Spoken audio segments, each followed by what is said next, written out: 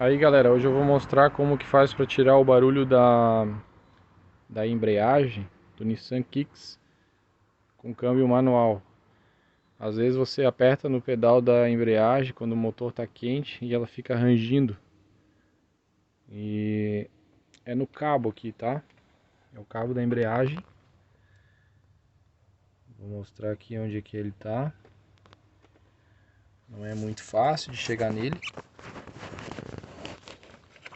mas é aquele cabo ali, ó, esse aqui, tá? Aí você tira esse pininho aqui de borracha, que é uma proteção.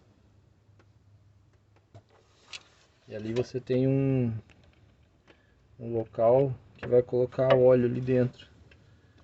Provavelmente vai lubrificar o sistema de cabo, que o cabo ele é protegido com aquele caninho ali de metal. E provavelmente aquele buraquinho ali vai ter acesso ao cabo, vai dar para lubrificar. Não sei se vai aparecer aí, mas eu coloquei a pontinha do spray ali.